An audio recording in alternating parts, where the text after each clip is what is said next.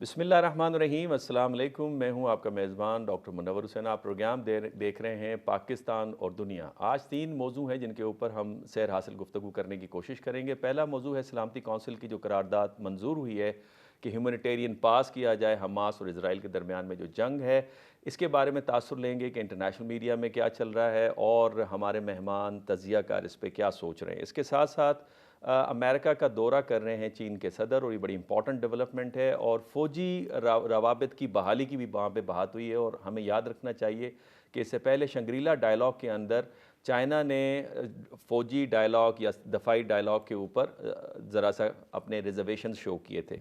उस पर हम बात करेंगे। और तीसरे हिस्से के अंदर हम बात करेंगे जो इस वक्त ग्लोबल साउथ की समिट चल रही है इंडिया के अंदर, और उसमें मोदी साहब का जो स्टांस है इस वक्त इज़राइल और फ़लस्तीनियन वॉर के अंदर, उसमें ज़रा शिफ्ट नज़र आ रही है। जैसे ग्लोबल लीडर्स के बयानात के अंदर आपको शिफ्ट नज़र आ रही है, तो क्या ये पब्लिक प्रेशर है, क्या इंटरनेशनल प्रेशर आपको नज़र आ रहा है, या ग्लोबल साउथ के जितने भी मेंबर्स हैं स्पेशली अफ्रीकन नेशंस जिनका टिल्ट इस वक्त फ़लस्तीनियन राइट्स और राइट ऑफ सेल्फ डिटर्मिनेशन की तरफ बात कर रहे हैं, उसकी वजह से है, या इंडियन स्टांस शुरू से लेकर यही नज़र आ रहा है। इन तीनों मौज़ूआत पे बात करने के लिए हमेशा की तरह मेरे साथ को होस्ट हैं डॉक्टर कमर चीमा साहब। डॉक्टर साहब, आपको खुशामदीद कहते हैं प्रोग्राम के अंदर।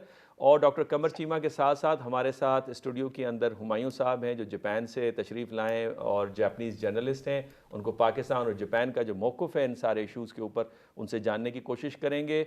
और नॉन दिफाई तज्ज़ियाकार एजुकेशनिस्ट ब्रिगेडियर मिन्हाज साहब भी हमारे साथ मौजूद हैं। ब्रिगेडियर साहब, आपका भी बहुत बहुत शुक्रिया। जी, बहुत शुक्रिया। चीमा साहब, सबसे पहले आपके ऊपर बात करते हैं। इंटरनेशनल मीडिया को अगर आप देखें तो वो ये जो ह्यूमैनिटेरियन पास की बात की गई है, करारदाद मंजूर हुई है जिसे माल्टा ने पेश किया था, और 12 वोट इसके हक में आए। माजी में भी करारदादों में 12 वोट आते रहे जिसको अमेरिका वीटो करता रहा है, लेकिन इस बार अमेरिका, बरतानिया और रूस वो तीनों एब्सेंट थे। तो इस पूरी डेवलपमेंट को आप किस तरह से लेते हैं? बहुत शुक्रिया। देखें, ये जो इंटरनेशनल कम्युनिटी का प्रेशर आना शुरू हुआ है, और ख़ास तौर पे जो पब्लिक ओपिनियन पूरी दुनिया में बनी है कि किस तरह वेस्टर्न वर्ल्ड जो है वो डेलिब्रेटली इजराइल को सपोर्ट कर रही है कि ह्यूमैनिटेरियन जो क्राइसिस पैदा हुआ है उसमें वो इन्वॉल्व हैं, मुलव्वस हैं। देखें, आज कल जो शिफा हॉस्पिटल है उसको खाली करने का अल्टीमेटम दे दिया गया है। किस तरह दुनिया में जो जुल्म और बर्बरियत हो रहा है, इसमें बैनुल अक़वामी जो इंटरनेशनल कम्युनिटी की जो साइलेंस है वो बेसिकली तो सारे ये एक्सपोज हो गए हैं। सो ये एक अब जो रेजोल्यूशन आया तो इसमें भी अगर वो कहते कि नहीं, इसको ना ये पास नहीं आना चाहिए, तो जारी बात है एक और प्रेशर आना था जिसको उन्होंने बर्दाश्त नहीं कर पड़ना था। सो इसलिए रशिया, यूके, यूएस ने अब्सटेन किया है। और बल्कि मजे की बात है, इन मुल्कों के अंदर आप देखें कि बरतानिया के अंदर किस तरह आवाम निकली हुई है, लेकिन ऋषि सुनक को उनकी जैसे कहते हैं कोई परवाह नहीं है। इसी तरह अमेरिका के ऊपर भी बड़ा प्रेशर है। सो इंटरनेशनल कम्युनिटी ने 1.5 महीने के बाद, अब ऑलमोस्ट डॉक्टर साहब, बड़ा अफसोस की बात है कि 1.5 महीना हो गया ऑलमोस्ट कि इंटरनेशनल कम्युनिटी देख रही है कि किस तरह फ़लस्तीनियों का कत्लेआम हो रहा है और किस तरह उनको अस्पतालों से निकाला जा रहा है, कत्ल किया जा रहा है, बम्बार्डमेंट हो रही है, जहाँ पे अस्पताल नहीं है, फील्ड हॉस्पिटल, रिफ्यूजी कैंप्स पे हमले हो रहे हैं। ये तो दुनिया के कानून ख़त्म हो गए हैं। मैं नहीं समझता कि ये जो यंग जनरेशन है, जिनकी उम्र 14 साल, 16 साल, 18, 20, 22 साल, जो सोशल मीडिया को देख रहे हैं और बड़ा ज़्यादा देखते हैं, वो इस जो जंगी जराइम है इसराइल के, इसको कभी भूल पाएंगे। और इंटरनेशनल कम्युनिटी और मुस्लिम दुनिया के अंदर जो मगरब का एक व्यू है वो यकसर तब्दील होकर रह गया। इसलिए इन्होंने अब्सटेन किया और इस ह्यूमैनिटेरियन पॉज को मौका मिला। ठीक हो गया। चीमा साहब, हमारे साथ ब्रिगेडियर मिन्हाज साहब मौजूद हैं। ब्रिगेडियर मिन्हाज साहब, अब जंगी लिहाज से बताइएगा ये ह्यूमैनिटेरियन काज की इम्प्लीकेशन क्या होगी इजराइल की जंगी हिकमत अमली और हमास की जंगी हिकमत अमली के हवाले से। जिस तरह से चीमा साहब ने कहा कि दुनिया का प्रेशर था, पब्लिक प्रेशर था जिसे हम इंटरनेशनल सोसाइटी कहते हैं, उस हवाले से। और आपको नहीं लगता कि ये 2 ट्रक डेली जो है सिर्फ आप फ्यूल के वहाँ पे प्रोवाइड करने दें, ह्यूमैनिटेरियन कॉरिडोर को ज़रा एक्सटेंड कर दें, ये नहीं लगता कि it is too little too late? जी, बिस्मिल्लाहिर्रहमानिर्रहीम। बिल्कुल आपने ठीक कहा। जो पॉज दिया है जंग के दौरान, बजाय कि पॉज देने के सीज फायर की तरफ जाना चाहिए था, जो कि पूरी दुनिया की اس کا ڈیمانڈ ہے ایٹ لیسٹ پبلک کی لیس جو ان کی گورنمنٹس ہیں اسپیشلی یورپین یونین کے اندر یونائٹڈ اسٹیٹس میں یہ پبلک پریشر یہ ہے کہ جس میں پاز کی بات کی گئی. اب اس میں پاز کا دینے کے اوپر بھی اسرائیلی نتنیاہو کا کافی اس کے اوپر آبجیکشن تھی کہ اس کے دوران شاید حماس وہ دوبارہ سے ری گروپ کرے گا, اپنے آپ کو ری اکوپ کرے گا اور پھر وہ اٹیک کر سکتا تھا. ایسی بات بالکل بھی نہیں ہے. وہ حماس کے جو جتنی ملٹری ایفرٹ ہے ان کی یہ جتنی جدوجہد جا رہی ہے وہ ٹنلز میں ہے.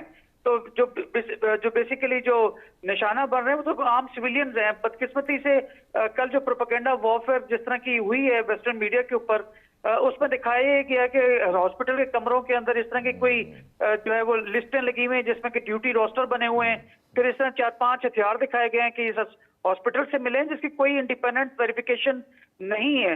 تو یہ تمام چیزیں جو ہیں وہ ظاہر کرتی ہیں کہ کس طرح سے ایک ظلم بربریت کا ایسے چیمہ صاحب نے کہا وہ بازار گرم ہے اور جس کی لاٹھی اس کی بحث والی چیز جو ایسے مصادق آتی ہے. تو یہ سیز فائر اور وار ٹرمینیشن کی طرف نہیں جا رہے. بیسیکلی مقصد نیتنیاہو کا صرف اور صرف وہی ہے کہ آپ کس طرح سے ان کی جینوسائیڈ کر سکتے ہیں تاکہ ان کی آنے والی جو نسل ہے اسی کو ختم کر دیے جائے. جو بوڑھے لوگ ہیں ان کو دیکھا جائے گا. اور ابھی بھی کہہ رہے ہیں کہ آپ نارتھ سے ساؤتھ کی طرف چلے ہیں اور فردر ان کو شاید ایجپٹ کے اندر دھکیلیں گے. تو مقصد اس غزہ کی پٹی کو بھی حاصل کرنا ہے. جہاں تک ویسٹ بینک کا تعلق ہے وہ آپ آلریڈی جانتے ہیں, نقشے کے اوپر دیکھیں تو وہ مختلف سیٹلمنٹس ان کے درمیان آ چکی ہیں اور ڈاٹڈ جو ہے وہ لوکیشنز رہ گئی جہاں پہ کہ فلسطینی آباد ہیں. تو یہ الٹرا نیشنلسٹ قسم کی جو اس کی فار رائٹسٹ ان کی پارٹی ہے لیکوڈ پارٹی جو نیتنیاہو کے اس اپنے آبجیکٹو کو لے کے چل رہے ہیں. اب چونکہ ساری دنیا جانتی ہے کہ اس وقت جوز پوری دنیا کے قابض ہیں اور اسپیشلی جہاں پہ کہ اگلے سال میں الیکشنز بھی آنے والے ہیں اور ہم سب جانتے ہیں کہ وہاں کے جتنے الیکشنز ہوتے ہیں اس میں جو کینڈیڈیٹس ہوتے ہیں جو رن کر رہے ہوتے ہیں پریزیڈنٹ شپ کے لیے یا فار دیٹ میٹر سینٹ کے لیے ان کی فنڈنگ تو یار جب آپ فنڈنگ اسٹرنگز اٹیچ ہوں گی اس کے زندہ میں سامنے نیشن بالکل ٹھیک ہے. مناز صاحب آپ کا چونکہ آواز میں تھوڑی سی ڈسرپشن بھی آ رہی ہے, جب تک آپ کی آواز بحال ہو. ہمایوں صاحب آپ کی طرف آتے ہیں. آپ کا ایک وسیع تجربہ ہے جاپان کے جرنلزم میں اور پاکستان کے اندر بھی آپ جرنلزم کرتے رہے. آپ کی ایک اچھی انڈرسٹینڈنگ ہے. جاپنیز اس سارے سیناریو کو کس طرح سے دیکھتے ہیں؟ پہلی بات یہ کہ اسرائیل اور حماس کی جو جنگ چل رہی ہے, فلسطینیوں کی جو سفرنگ ہو رہی ہے, میری انڈرسٹینڈنگ یہ ہے کہ جاپان ہیولی ریلائی کر رہے ہیں انٹرنیشنل آرڈر کے اوپر, یونائٹڈ نیشن کے اوپر, چونکہ انہوں نے سیکنڈ ورلڈ وار میں سب سے زیادہ سفر کیا. ہیروشیما ناگاساکی کے اوپر بام گرے 6 اگست 9 اگست کو, little boy fat boy, 2 lakh سے زیادہ اموات ہوئیں. ہر سال وہ اس حوالے سے اپنی فنکشنز بھی کرتے ہیں تاکہ جنریشن کو انفارمیشن پاس آن کرے. تو کیا وہ ایک تو یہ دیکھتے کس طرح ہے حماس اسرائیل وار کو, پہلی بات. دوسری بات, کیا یہ ساری جو سچویشن ہے یونائٹڈ نیشن کی روانڈا میں فیل ہوتے نظر آیا, صومالیہ میں فیل نظر آیا, کوسوو میں فیل نظر آیا, بوسنیا اور سے گوینا میں فیل آیا, اس کی یونائٹڈ نیشنز کی ریزولوشن کشمیر کا مسئلہ ہو, فلسطین کا مسئلہ ہو, فیل نظر آ رہا ہے. تو اتنا اب بھی وہ ہیولی ریلائی کریں انٹرنیشنل آرڈر کے اوپر اور اپنی فورسز کو دوبارہ ری بلڈ کرنے کے بارے میں ان کا کیا خیال ہے؟ سر اصل میں آپ دیکھیں کہ Japan is a piece living nation. وہ تو سیکنڈ ورلڈ وار کے بعد جب ہیروشیما ناگاساکی پہ یہ بم پڑے ہیں اس کے بعد انہوں نے معافی مانگ لی, آئندہ ہم جنگ نہیں کریں گے. اب کسی بھی جگہ پہ یہ ہیومنٹیرین ایشو ہے سارا, جتنا نا انسانیت کا قتل ہو رہا ہے. تو وہ کہتے ہیں وہ نہ اسرائیل کی سائڈ لیتے ہیں نہ حماس کی سائڈ لیتے ہیں, کہتے ہیں بہت سا رانگ, کیونکہ وہ جو ہے سفرنگ جو ہے ہیومنٹی سفرنگ کر رہی ہے, بچے مر رہے ہیں, عورتیں مر رہی ہیں. اور انہوں نے کافی دفعہ پش بھی کیا یونائٹڈ نیشن کو, امریکہ, حالانکہ وہ الائنس امریکن کے, کہ کسی طریقے سے کوئی سپر پاورز ہیں وہ ان پہ فورس کریں اور اس جنگ بندی کا اعلان کریں. لیکن انفارچونیٹلی آپ دیکھیں کہ یونائٹڈ نیشن, میں کہتا ہوں یونائٹڈ یہ ڈیوائیڈڈ نیشن ہے. اپنے اپنے بینیفٹ کے لیے, اپنے اپنے وہ ملک کے مفادات کے لیے ہر ملک لڑ رہا ہے, اور کوئی خاص طور پہ اسلامی ممالک تو آواز ہی نہیں اٹھا رہے کہ ان کا اپنا نیشنل بینیفٹ ہے کوئی نا. تو اس کے لیے میرا خیال ہے اب جو یہ جو آ رہا ہے تھوڑا سا جاپان میں کیا انڈرسٹینڈنگ ہے؟ جاپان میں یہ انڈرسٹینڈنگ ہے سر کہ ابھی کسی طریقے سے بھی اس کو جنگ کو بند کیا جائے اور انسانیت کو قبول کیا جائے, اور خاص طور پہ وہ فیور کریں فلسطین کی. سر فلسطین کی فیور, وہ غزہ نہیں فلسطین کی فیور کر رہے ہیں. حالانکہ وہ الائے ہیں امریکہ, امریکہ الائے ہیں, لیکن دے فیور ان دا فلسطین, not Hamas. They set Hamas اور یہ جو ملٹری گورنمنٹ ہے یہ دونوں کی فائٹ ہے, ہیومنٹیرین فائٹ نہیں ہے یہ. تو دونوں جو ہیں وہ جنگجو ہیں. تو جنگ تو ہوتی ہے نا کہ ملٹری کے ساتھ ملٹری کی جنگ ہوتی ہے, ادھر ملٹری ہے ادھر عام عوام ہے. Exactly that's a problem sir. Exactly. مناز صاحب ہمارے پاس آخری منٹ رہ گیا ہے, وقفے سے پہلے میں چاہتا ہوں کہ اسرائیل کی بہت زیادہ ہیوی کیجولیٹی ہو رہی ہے, تو جب وہ اس ہیومینیٹیرین پاس کی بھی مخالفت کرتا ہے تو اسے کیا لگ رہا ہے کہ کیا وہ جنگی محاذ کے اوپر فتح حاصل کر رہا ہے؟ नहीं, इसका जो फतह की हाँ, वो क्लेम तो जरूर कर रहा है कि हम इसको सप्रेस कर लिए हमास के रेजिस्टेंस को, लेकिन उसमें वो जो है उसको कामयाबी खातर का हासिल नहीं हुई है। 1.5 महीना जंग को हो चुका है। जिस तरह की जंगी ताकत जो है इसराइल की है, उसके नताइज उस तरह से नहीं है, क्योंकि गुरिल्ला वॉरफेयर वो भी बिल्ट अप एरिया के अंदर लड़ाई लड़ना हमेशा से मुश्किल रहा है। जिस तरह सवाल जैसे हम पाकिस्तान लड़ते रहे, पाकिस्तानी वॉर ऑन टेरर के ऊपर बिल्टअप एरिया में लड़ते थे तो बहुत मुश्किल पेश आती थी, बिकॉज वहां पे लूप होल्स होते थे, टनल्स होती थी, तो वही हमास की टैक्टिस है। लेकिन हाँ, ये जरूर है कि इकोनॉमिकली इसराइल को बहुत ज्यादा डेंट पड़ा है, और आने वाले दिनों में जो इसराइल की और ये ज्यूज की जो इकोनॉमिक पावर थी वो खातर ख्वाह से डेंटेड होगी। बिल्कुल ठीक आपने फरमाया कि जो इसराइल की इनविंसिबिलिटी थी या उनका जो पॉजिटिव इमेज था दुनिया के अंदर ताकत के हवाले से, और दुनिया में वो जो मेथड और टेक्निक और सर्विलेंस इक्विपमेंट और वेपन सेल कर रहे थे, जिसमें इंडिया सबसे बड़ा खरीदार है, जिसका जिक्र वेबस्टीन ने अपनी किताब द पैलेस्टाइन लेबॉर्ट्री के अंदर किया है, वो उसके अंदर एक खातिर ख्वाह डेंट आपको नज़र आएगा। नाज़रीन, यहाँ पे लेते हैं एक छोटा सा वक्फा। जब वक्फे से वापस आएंगे तो चीन के सदर का दौरा अमेरिका, जो कि अपनी सतह पे एक बहुत अहम डेवलपमेंट है इंटरनेशनल पॉलिटिक्स में, उसको डिस्कस करेंगे। नाज़रीन, वक्फे से पहले हम बात कर रहे थे जो गज़ा के ऊपर यूनाइटेड नेशन की सिक्योरिटी काउंसिल की रेजोल्यूशन थी, उस पर तकरीबन सैर हासिल हमने गुफ्तगू की। इस पार्ट के अंदर हम डिस्कस करेंगे चाइना के सदर का, प्रेसिडेंट जी का 6 साल बाद अमेरिका का दौरा, इसकी अहमियत क्या है, और उसके अंदर ये मुलाकात कही जा रही है कि काफ़ी खुशगवार हुई। इस हवाले से सदर जी क्या कह रहे हैं, आइए ये सुनिए। आपने ये क्लिप सुनी जिसके अंदर चीन के सदर कहते हैं कि China is a largest developing country है, जबकि अमेरिका लार्जेस्ट डेवलप कंट्री है, लिहाजा चाइना चाहता है कि अमेरिका के साथ खुशगवार और फ्रेंडली रिलेशनशिप हो।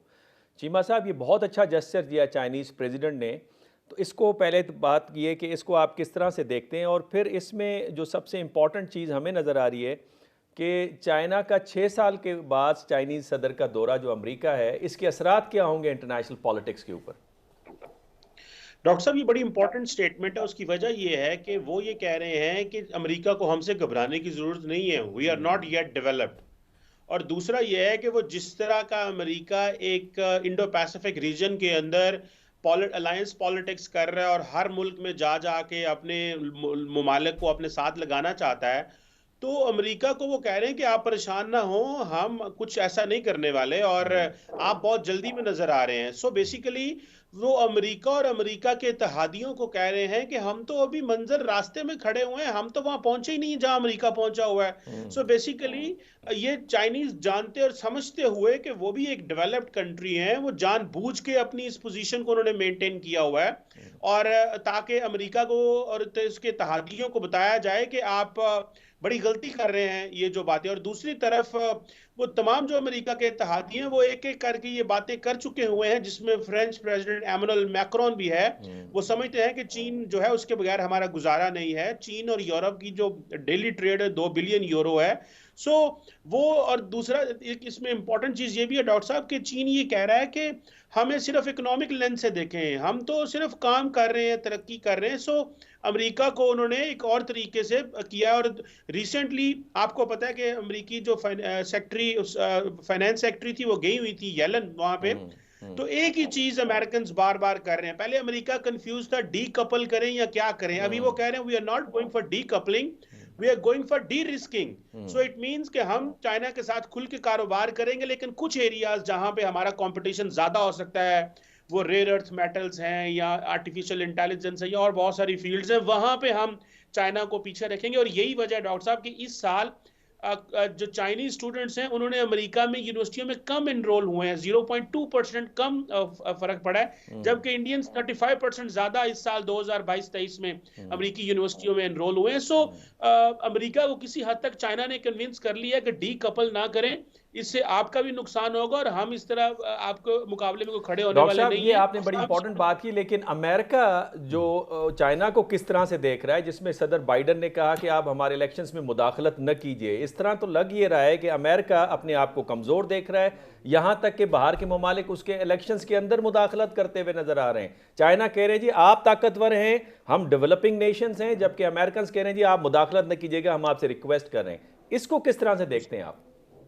देखें, इसको आप चले जाए ना 2016 के इलेक्शन में, जब ये कहा जाता था कि पुतिन जो है उसने हेल्प की थी ट्रम्प को जीतने में और हिलरी क्लिंटन के खिलाफ। सो अमेरिका के अंदर एक लॉबी ऐसी है जो कहती है, लेकिन क्योंकि रशिया के साथ जो अभी उन्होंने किया है या जो हो रहा है, सो वो समझते हैं कि रशिया वो मुल्क नहीं है जिसके खिलाफ हम एक माहौल बना सकते हैं अगले इलेक्शन में। सो इट मीन्स के बाइडेन साहब जो हैं वो एक एंटी चाइना माहौल एनवायरनमेंट रखना चाहते हैं और उसको अगले इलेक्शन में इस्तेमाल करना चाहते हैं, इसलिए वो बार बार कह रहे हैं हम कॉम्पिटिटर हैं, हम कॉन्फ्लिक्ट में नहीं जाना चाहते। साथ में ये इलेक्शन वाली बात जो है, सो लगता ये है कि अगले इलेक्शन में चीन का काफी ज्यादा जो है वो असर वसू होगा अमेरिकी इलेक्शंस के अंदर और उसको इस्तेमाल किया जाएगा और जो कैंडिडेट्स हैं वो उसको यूज करेंगे। सो मेरा ख्याल है बिल्कुल डॉक्टर साहब बिल्कुल सही फरमाया, और हमें नज़र भी आता है जो चाइना टाउन है मुख्तलिफ मेट्रोपॉलिटन सिटीज़ के अंदर, इकॉनमी के अंदर तो खैर वो छाए में अमेरिका में, ये तो आपकी भी ऑब्जर्वेशन होगी, आपका भी आना जाना है, मेरी अपनी 2006 के अंदर यही ऑब्जर्वेशन थी। ब्रिगेडियर साहब आप फरमाइएगा, पहली मरतबा दोनों ममालिक ने यह भी एग्री किया कि दिफाई सतह के ऊपर एक दूसरे से हम रवाबित जारी रखेंगे। इससे पहले जो शंग्रीला डायलॉग हुआ पिछले साल में, वहाँ पे जब American defence secretary Lloyd Austin ने ये ऑफ़र दी थी तो चाइनीज़ डिफेंस सेक्रेटरी ने इसको इग्नोर कर दिया था। तो आपको क्या लगता है कि जब ये बात हुई है कि हम दिफाई एक दूसरे से ताउन रखेंगे, तो क्या इसके पॉजिटिव असरात खुद यूक्रेन की वॉर पे भी पड़ेंगे? आपको नज़र आता है इस तरह से?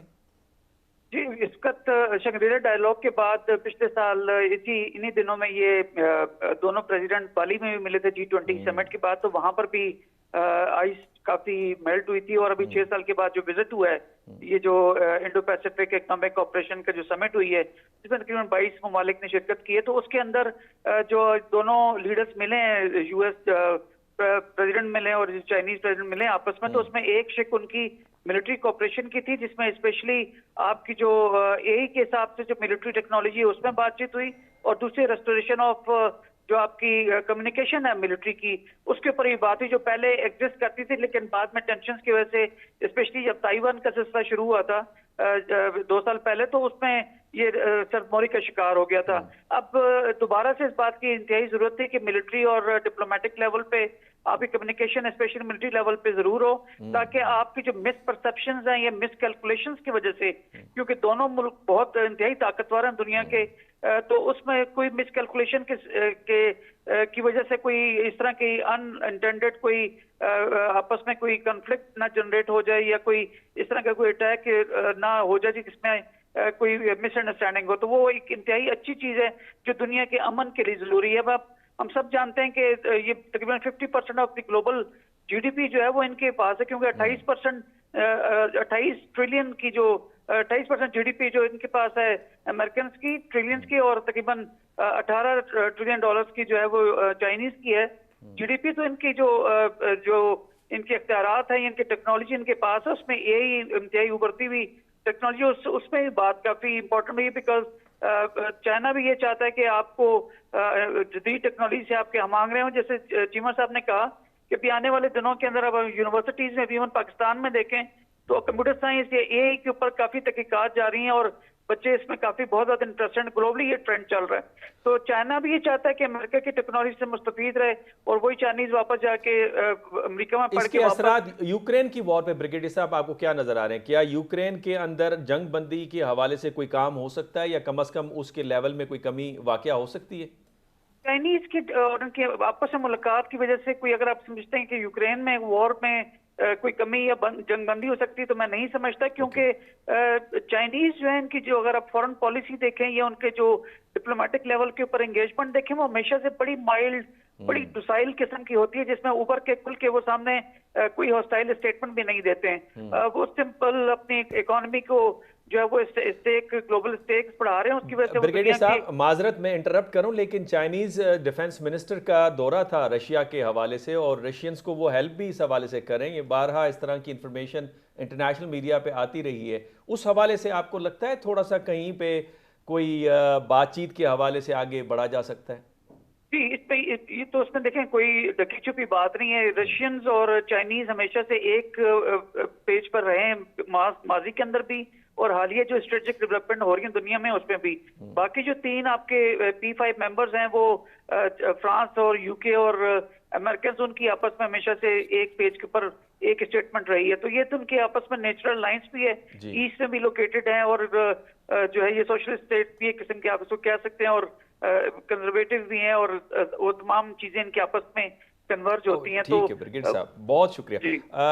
ہمایوں صاحب, جی جی دیکھیں وار کے جس طرح سے ہم نے پہلے بھی ذکر کیا کہ جاپان اس کے بالکل اس کے خلاف نہیں نظر آتا ہے, یعنی وار نہیں چاہتا, اس کے خلاف آپ کو نظر آتا ہے. چائنا اور جاپان کے درمیان میں بھی آپس میں تھوڑی بہت آپ کو چپکلش نظر آتی ہے. منچوریا پہ پہلے جاپنیز کا قبضہ تھا, لیٹر آن پھر رشینز کا ہو گیا, لیکن اب بھی پھر ہم دیکھتے ہیں کہ کوارڈ کے اندر جاپان جو ہے وہ الائے ہے امریکہ, جو انڈو پیسیفک اسٹریٹجی ہے. اس ڈیولپمنٹ کو جہاں پہ چینی صدر کی ملاقات امریکن پریزیڈنٹ سے ہوتی ہے اور 6 سال کے بعد دورہ ہوتا ہے, جیپنیز اس ڈیولپمنٹ کو کس طرح سے دیکھ رہے ہیں؟ ڈاکٹر صاحب جیپنیز جو ہے نا اصل میں دیکھ لیں کہ ان کا نہیں بنتی نہیں ہے, چائنا کے ساتھ نہیں بنتی کیونکہ انہوں نے آکوپائڈ کیا تھا, اور چائنیز بھی اتنا لائک نہیں کرتے. لیکن ٹریڈ تو بہت زیادہ ہے ٹریڈ دونوں سر کے 90% میڈ ان چائنا ہے جاپان میں, ساری اکنامی انہوں نے بنتی تو کنٹرول کی ہوئی ہے. بنتی نہیں ہے لیکن کاروبار میں سب کچھ جائز ہوتا ہے سر. تو اس میں یہ کہ جاپان جو ہے نا وہ دے ڈونٹ لائک یہ کمیونزم یا سوشلزم جو ہے نا, تو اس لیے کہ اس کی جو الائنس بنتی ہے ڈیموکریٹک کنٹری کے ساتھ, امریکہ از اے ڈیموکریٹک کنٹری. تو شنتوئزم ورسز کمیونزم آپ کو نظر آتی ہے؟ شنتوئزم آپ سمجھ لیں کہ اگینسٹ کمیونزم ہے, ان کے اندر شنتوئزم ہے لائک اے گاڈزم, ان کے اندر بھی خدائی کا ہی ہے. تو دیکھیے یہ جو کنٹریز ہے نا, امریکہ ہو گیا, یورپین کنٹری, یہ بائبل بیسڈ ہسٹری کے اوپر ایک الائنس بنی. کیا جاپنیز کو ویلکم کریں گے؟ ایک طرف امن کی بات کرتے ہیں, دوسری طرف ان کی چائنا سے اختلاف ہے, تو امن کے حوالے سے آپ کو لگتا ہے کہ زیادہ ایک مثبت قدم اٹھایا گیا ہے جہاں پہ چائنیز پریزیڈنٹ اور امریکن پریزیڈنٹ مل کے ایک اچھی سٹیٹمنٹ دے رہے ہیں, خوشگوار ماحول کے اندر ملاقات ہو رہی ہے؟ وہ اصل میں جاپنیز بھی یہ چاہ رہے ہیں, ان کے بھی جو ایکس پرائم منسٹر تھے وہ گئے ہیں چائنا, وہ چاہتے ہیں ہمارے ساتھ اچھے لنک ہوں, وہ چاہتے ہیں کہ امن قائم ہو. اور میرا خیال ہے ان کے لیے بھی خوشی کی بات ہو کہ وہ امریکن الائنس ہیں. تو امریکہ اور چائنا کے جو دوستی کی جو ہے نا, آئی تھنک دنیا کے اندر یہ نا ایک بہت اچھا میسج جا رہا ہے کہ communist country and democratic powers they are going to shake hand. Impossible thing, یہ ابھی تک ہو نہیں سکا تھا سر. تو میرا خیال ہے یہ ایک سمبولکلی بتا رہے ہیں, اور میرا خیال ہے اس کے لیے ہمیں دعا کرنے کی ضرورت ہے. میرا خیال ہے اس جہاں پہ میزربل کنڈیشنز ہمارے سامنے آ رہی ہیں, یوکرین کی وار اور فلسطین کے وار کے اندر, وہاں پہ کم از کم ایک خوشگوار ڈیولپمنٹ آپ کو نظر آ رہی ہے, اور کم از کم جاپنیز اس حوالے سے تھوڑے سے خوش ہوں گے کہ کہیں نہ کہیں امن کی حوالے سے بات تو چل رہی ہے, تھوڑی سی تو آواز آ رہی ہے. ناظرین یہاں پہ لیتے ہیں ہم ایک چھوٹا سا بریک, اور جب بریک سے واپس آئیں گے تو ہم ڈسکس کریں گے جو سمٹ ہو رہی ہے ساؤتھ کے حوالے سے انڈیا کے اندر, وہ کیا ڈیولپمنٹ ہے, اس کے اثرات انٹرنیشنل پالیٹکس پہ کیا آئیں گے, اسپیشلی ساؤتھ کے حوالے سے کیا آئیں گے, اور پرائم منسٹر مودی نے جو اسٹیٹمنٹ دی ہے فلسطین کے اوپر, اس کی اہمیت کیا ہے, اس پہ ہم بات کریں گے. یہاں پہ لیتے ہیں چھوٹی سی بریک. ویلکم بیک ناظرین. وقفے سے پہلے ہم بات کر رہے تھے چائنا اور امریکہ کے پریزیڈنٹ کی خوشگوار ماحول کے اندر ملاقات, اور اس سیگمنٹ کے اندر ہم ساؤتھ کے حوالے سے جو سمٹ چل رہی ہے انڈیا میں, اس حوالے سے بات کریں گے. قمر چیمہ صاحب, آپ انڈیا کو بہت اچھا سمجھتے ہیں, اور انڈیا کے اندر ایک ڈپلومیسی کی بارہا ہمیں ایکٹیویٹیز نظر آتی ہیں, چاہے وہ G20 کی ہو, اس سے پہلے SCO کا اجلاس تھا, اور اب سمٹ ہو رہی ہے ساؤتھ کے حوالے سے. تو پہلے تو اس کی اہمیت بتائیے کہ انٹرنیشنل پالیٹکس میں اس کی اہمیت کیا ہے؟ تب یہ انڈیا اور چائنا کے درمیان ایک حساب سے آپ کہہ لیں کہ آج کل کمپٹیشن ہے کہ گلوبل ساؤتھ کی لیڈرشپ کس کے پاس جائے گی. انڈیا تھوڑا ایکٹیولی انگیج کرنے کی کوشش کر رہا ہے, اور بھلے گلوبل فائنینشیل سسٹم ہو, بھلے اکنامک سسٹم ہو, IMF کا رول آئندہ کیسے ہونا ہے, اس حوالے سے انڈیا بہت زیادہ ایکٹیو ہے. اور اس میں امریکہ اور بہت سارے جو ویسٹرن اتحادی ہیں وہ انڈیا کی کافی مدد کر رہے ہیں کہ گلوبل ساؤتھ کا ایجنڈا سیٹ کرنے میں, اور گلوبل ساؤتھ کے ممالک کو یہ کہنا کہ جو انڈیا سمٹس کرائے اس میں آپ پارٹیسپیٹ کریں. سو انڈیا اس حوالے سے کافی زیادہ ایکٹیو ہے. اور یہ جو سمٹ ہے اس سال انہوں نے جنوری میں 12-13 جنوری میں کی تھی, اور ابھی پھر یہ سمٹ کر رہے ہیں, کل کیا انہوں نے. اور مزے کی بات ہے ڈاکٹر صاحب, ایک بڑی ہپوکریٹیکل آپ ویو دیکھیں بھارت کا, کہ بھارت پہلے دن سے اسرائیل کو سپورٹ کر رہا ہے اس کانفلکٹ میں, لیکن جیسے ہی یہ کل گلوبل ساؤتھ کی ڈسکشن ہوئی ہے اس پہ غزہ پہ اوپر, تو انہوں نے کہا ہے جی کہ انڈیا جو ہے وہ چاہتا ہے کہ ہم گلوبل ساؤتھ ایک کنسنسس اوپینین رکھے اس کے اوپر, جبکہ خود ایک پارٹیزن اپروچ شروع سے اڈاپٹ کی ہوئی ہے, اور بلکہ وہ تو اس سارے مسئلے کو دہشت گردی کے لینس سے دیکھنا چاہتے ہیں, کاؤنٹر ٹیررزم کے پرسپیکٹو سے دیکھ رہے ہیں. اور دنیا کو بڑی حیرانگی ہو جائے کہ انڈیا اس کو اس طرح کیوں دیکھ رہا ہے. ظاہری بات ہے کہ وہ کشمیر کے حوالے سے, اور وہ چاہتے ہیں کہ ایک مسلمانوں کو جس طرح پوری دنیا میں جہادی اور اس لینس سے دکھایا جائے تو وہ انڈیا کوشش کر رہا ہے۔ بہرحال یہ جو گلوبل ساؤتھ کی جو سمٹ ہے اس میں انڈیا کوشش اور جلدی تو بہت کر رہا ہے، لیکن مجھے لگتا ہے کہ یہ سارا مرہون منت ہے امریکہ اور اس کے اتحادیوں کے اوپر کہ وہ انڈیا کا کتنا کو اثر و رسوخ جو ہے وہ ہونے دیں گے، اور کس طرح کے ایجنڈاز جو ہیں ان کو اس پہ لایا جاتا ہے، اور کس طرح کے ایجنڈاز جو ہیں وہ اس پہ آئیں گے۔ بٹ لارجلی اس کو جلدی بہت ہے، اور چائنا کو کمپیٹ کرنا چاہتے ہیں، ٹھیک ہے، لیکن چائنا جو ہے وہ ایک اور لینس سے کام کر رہا ہے، انڈین صرف پولیٹیکل لینس سے کام کر رہا ہے۔ اوکے بریگیڈیئر صاحب، آپ نے قمر چیمہ صاحب کا تجزیہ سنا۔ انڈیا کے بیہیویئر میں یہ منافقت، جس کے لیے قمر چیمہ صاحب نے لفظ استعمال کیا منافقت کا، جسے ہم یہ کہہ سکتے ہیں یو ٹرن یا کنٹرڈکشن ان کی فارن پالیسی کے اندر، آپ کو یاد ہوگا فیٹف کے حوالے سے، منی لانڈرنگ کے حوالے سے پاکستان کے خلاف کافی ایکٹیو نظر آئے۔ اب فیٹف کی رپورٹ بھی آ گئی کہ انڈیا بہت زیادہ منی لانڈرنگ کرتے ہوئے نظر آتا ہے۔ انٹرنیشنل جو اللیگل جو ترسیل ہے ہتھیاروں کی، اس میں انڈیا کا بہت بڑا رول آپ کو نظر آتا ہے، اور پھر اس کے ساتھ ساتھ انڈیا کی جو یہ پیسہ ہے یہ استعمال کرتے ہیں دنیا کی ٹیررزم کے حوالے سے۔ پھر اب جو فلسطین کے حوالے سے جو ان کا موقف کے اندر تبدیلی نظر آتی ہے، پہلے کھل کھلا کے اسرائیل کے ساتھ کھڑے ہونا، اور پھر اب جیسے ہی ساؤتھ کی سمٹ ہو رہی ہے تو یعنی فلسطین کے فیور میں بات کرنا اور اسٹیٹمنٹ دینا کہ ہم بات چیت اور تحمل کی بات کرتے ہیں کہ آپ تحمل کا مظاہرہ کیجئے اور بات چیت کے ذریعے مسئلے کو حل کیجئے۔ آپ اس انڈیا کی جو کنٹرڈکشن ہے فارن پالیسی کے اندر، اسے کیسے دیکھتے ہیں؟ جی بالکل، اگر آپ دیکھیں تو جو پہلی سمٹ ہوئی تھی اس کی جو اور اس پہ کے اوپر جو بریگیڈیئر صاحب، آپ کی چونکہ آواز کے اندر ڈسرپشن آ رہی ہے، جب تک یہ دوبارہ ہو جائے ہم آپ کی طرف دوبارہ آتے ہیں۔ مغل صاحب آپ فرمائیے گا کہ جاپان اور انڈیا کی قربتیں بھی نظر آتی ہے، ٹریڈ بھی بڑا، ماضی میں جاپان اور پاکستان بہت قریب تھے، چونکہ انڈو پیسیفک کے اندر دونوں ممبر آپ کو نظر آتے ہیں، لیکن جو جاپان ہے وہ پیس کی بات کر رہا ہے۔ انڈیا کشمیر کا معاملہ ہو، فلسطین کا معاملہ ہو، اس کے موقف سے آپ اچھی طرح واقف ہیں، وہ وار کی طرف ایک قسم کی حمایت کرتے ہوئے نظر آتا ہے۔ اور پھر اب تو رپورٹ بھی آ گئی فیٹف کی، جس طرح میں نے ذکر کیا کہ ٹیررزم کے ساتھ جو ان کا لنک نظر آتا ہے، پہلے تو ہم کہتے تھے نا پاکستان، اب تو فیٹف کہہ رہی ہے، اور اس حوالے سے نومبر میں جا کے وہ انویسٹیگیشن بھی کریں گے انڈیا میں۔ تو جاپان جب یہ بیہیویئر دیکھتا ہے انڈیا کا جس کے اندر کنٹرڈکشن ہے، تو آپ کو نہیں لگتا کہ جاپنیز کہتے ہوں گے انڈینز کو کہ یہ آپ وار کی طرف کیوں جا رہے ہیں، ہم تو پیس کی بات کرتے ہیں؟ بالکل ٹھیک ہے ڈاکٹر صاحب، اصل میں دیکھیں نا کہ وہ انڈیا کو رسپیکٹ بڑی کرتے ہیں جاپنیز، کیونکہ وہ بدھسٹ کنٹری ہے نا، جاپنیز بدھسٹ ہے، وہ کہتے ہیں مہاتما بدھ وہاں پیدا ہوتے ہیں، رسپیکٹ کرتے ہیں پیس بیکاز آف دا ریلیجن۔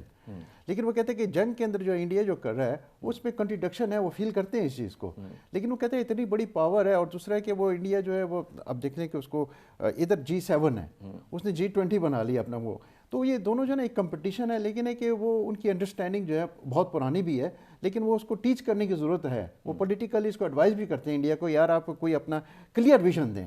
تو جاپنیز وہ بڑے کلیئر ہیں، وہ سمجھتے ہیں اس چیز کو، لیکن وہ چپ رہتے ہیں، دیکھتے رہتے ہیں، ہنستے رہتے ہیں، جہاں ان کو بینیفٹ ہوتا ہے پھر وہ اپنی وہ بات کرتے ہیں۔ لیکن انڈیا پہ تو انفلوئنس کر سکتے ہیں نا، جب آپ ٹریڈ کو کم کریں، اپنی جو آپ ایڈ دے رہے ہیں ڈیولپمنٹل سیکٹر کے اندر، سوسائٹل یا اکنامک، اس کو ذرا سا کم کر دیں، آپ ٹیکنالوجی جو انڈیا کو دے رہے ہیں وہاں پہ تھوڑی سی قدغن لگائیں کہ آپ پیس کی بات کیجئے۔ جی تو وہ کر رہے ہیں ڈاکٹر صاحب، لیکن دیکھیں کہ جاپان کے پاس اتنی وہ ملٹری پاور نہیں ہے اصل میں، جیسے اسٹرانگ پاور ہے نا امریکہ، اکنامک پاور تو ہے، اکنامک پاور ہے، لیکن سر اکنامک پاور بھی ڈیپینڈ کرتی ہے اس کے اوپر نا، کہ اس کی امپورٹ بہت زیادہ ہے انڈیا سے۔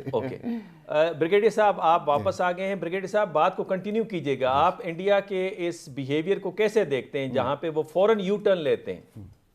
جی دیکھیں، یہ منافقت والی پالیسی انڈیا کی جو ہے بالکل واضح طور پہ، کیونکہ جب پہلی ریزولوشن پیش کی گئی تھی یونائیٹڈ نیشن سیکورٹی کونسل میں، جب 7 اکتوبر کو جنگ شروع ہوئی تھی، تو اس میں انڈیا نے ایبسٹین کیا تھا۔ اب انڈیا کی ایبسٹینشن سے اور اس کی جو پرو اسرائیلی اسٹیٹمنٹس تھیں اس سے اس کو بڑا نقصان ہوا۔ نقصان کس طرح کے ڈومیسٹکلی اس کو جو وہاں پہ لیفٹسٹ ہیں انڈیا کے اندر، انہوں نے مودی کی اس حرکت کو جو ہے وہ کافی کرٹیسائز کیا، اور سول سوسائٹی نے خاطر خواہ جو ہے وہ مودی کے خلاف جو وہاں پہ بات چیت پہ اور میڈیا میں بھی اس چیز کو لایا گیا تھا، تو اس کو اپنے ڈومیسٹک جو پاپولیرٹی ہے اس کو جانے کا خطرہ، تو اس لیے اس نے یو ٹرن لیا۔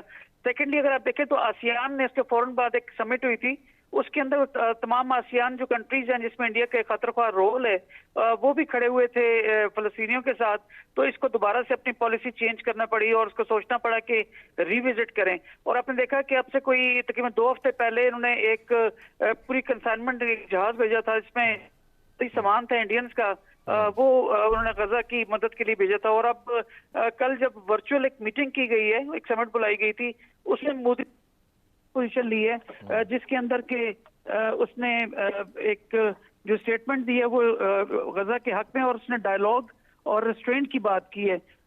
ये चीज जो वाज़ेह तौर पे दिखाती है कि इंडिया जो है वो किस तरह से एक अपनी कई बात जो है वो उसके अगेंस्ट है, लेकिन उसको पॉपुलैरिटी अपनी बेसिकली चाहिए। उसके भी 2024 में जो है वो इलेक्शंस हैं। तो ये तमाम वजूहात हैं जिसकी वजह से मोदी की पोजीशन, और कटऑफ के आपके सामने है कि पाकिस्तान ने सिर्फ 27 सवालों के जवाब देने थे और इंडिया वो पीछे पड़ गया होता कि आपको ग्रे लिस्ट से ब्लैक लिस्ट में धकेला जाए। अब उसके ऊपर खुद 350 से ऊपर सवालात हैं जो कि टेरर फाइनेंस, मनी लॉन्ड्रिंग के हिसाब से हैं। तो उसका जवाब उसको देना पड़ेगा। और फैक्टर की भी असल हकीकत दुनिया के सामने आई थी कि क्या वो पॉलिटिकल और डिप्लोमेटिक उसके भी कोई स्ट्रिंग्स अटैच हैं, या सिर्फ ये वो हकीकत में जो है टेरर फाइनेंसिंग और मनी लॉन्ड्रिंग के खिलाफ जो है वो एक इदारा बनाया गया है। मैं समझता हूँ जो हमारी बहस हुई है उस हवाले से अगर आप देखें तो इंडिया का दोहरा मयार आपको नज़र आता है। जहाँ पे साउथ के हवाले से जब वो इंटरेक्ट करता है तो उसकी स्टेटमेंट कुछ और है, और नॉर्मली जब वो एक्ट कर रहा होता है तो उसकी स्टेटमेंट कुछ और है। पाकिस्तान के हवाले से दहशतगर्दी में जिस तरह इंडिया की मुलव्वस होने के सबूत पाकिस्तान ने डोजियर बना के इंटरनेशनल कम्युनिटी को, यूनाइटेड नेशन को जमा करवाया, आज दुनिया वही बात कर रही है। जो उनकी शरारतें कनाडा के हवाले से नज़र आ रही हों या कतर के हवाले से नज़र आ रही हों, और अब जिस तरह से फेटफ ने रिपोर्टिंग की है उसमें नज़र आ रहा है कि इंडिया दुनिया में टेररिज्म को फैलाने में एक अहम किरदार अदा कर रहा है। और न फ़कत ये कि फ़ाइनेंस टेरर के हवाले से फ़ाइनेंस कर रहा है, but at the same time हथियारों की तरसील भी इंडिया करते हुए नज़र आ रहा है, क्योंकि दुनिया में एक रिपोर्ट के मुताबिक सबसे ज़्यादा हथियारों का ख़रीदार इंडिया है, और दुनिया में जितने हथियार बिकते हैं उसमें 11% इंडिया लेता है। सोचने की बात यह है कि यहाँ पे पाकिस्तान के पास क्या पॉलिसी ऑप्शंस हैं।